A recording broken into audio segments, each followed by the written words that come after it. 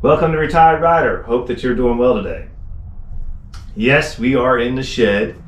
I know I said in the previous video, that we probably would not be in the shed that much because it's not like the garage that we moved from. It's not insulated, there's absolutely no heat coming from the house, obviously, because it is a shed. And it's just, even with the space heater on, it just gets pretty damn cold in here, especially when it's going down in the teens at night. So that's what we have right here in Ohio right now. We have teens at night and maybe 30s in the day. But we got lucky today, got up near 50, sun beating down on the shed all day, turned the space heater on. I think we're at somewhere around 75 degrees in the shed today, so that's pretty good. So I decided I'll take advantage of that. But unfortunately, we won't be out here a lot unless Mother Nature decides to give us warmer days and sunny days where it heats up the shed. It's a good thing the shed's in a spot where it gets a lot of sun. But anyway, I wanted to do a little more talk about what we did on our previous video as far as how do you store your bike through the winter time. We talked about battery tenders. We talked about do you cover your bike with a cover when it's in storage for the winter time.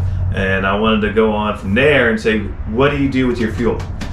I know it depends on what kind of bike you have, but basically what I do is I just fill the tank up all the way and I just basically let it sit. Now back years ago when I had bikes that were carbureted, I did use fuel stabilizer, some additives. A few times I would just let the bike run, shut off the fuel and let the bike run out the carburetor so there was no fuel sitting in the carburetors.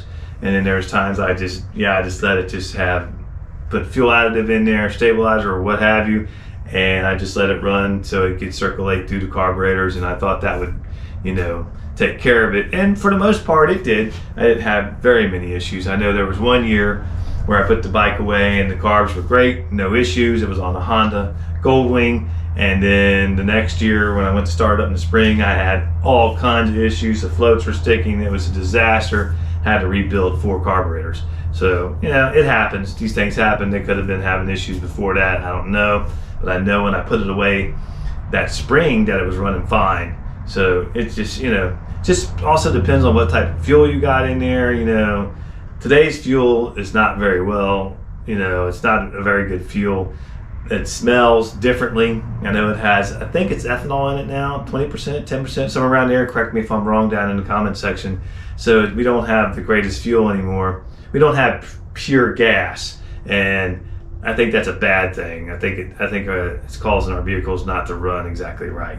But you might have a different opinion, but that's just the way I feel about it.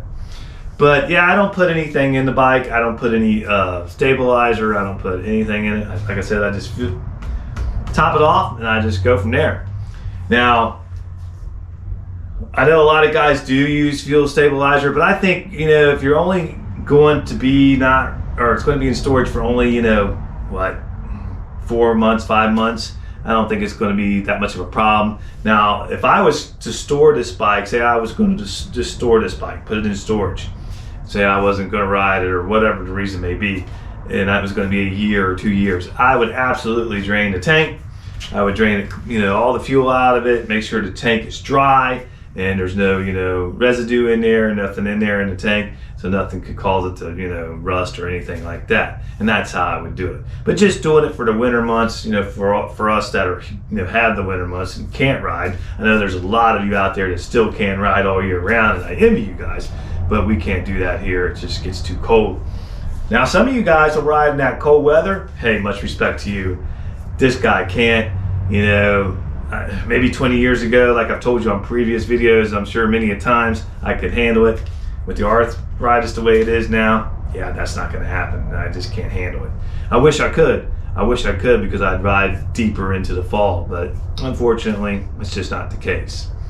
But bleep it down there in the comment section. Let me know what you do when it comes to your fuel through the winter. Do you drain your tank?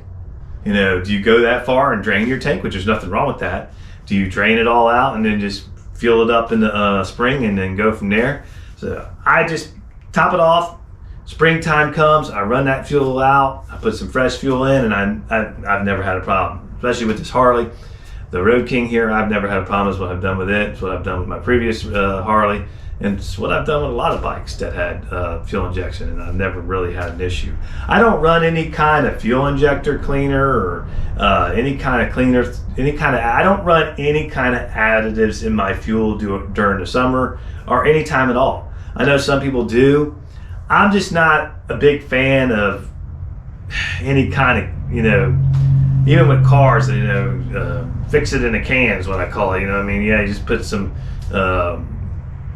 liquid in there, and it's all of a sudden going to change everything, fix everything. I just don't. I was a mechanic, certified master mechanic for years. You guys know that, and that's what I retired from. And I just never was big on additives, fuel additives, oil additives, and things like that. I'm just not a big fan of that. Now, what I used to do with my oil is I would change my oil in the spring before I start riding.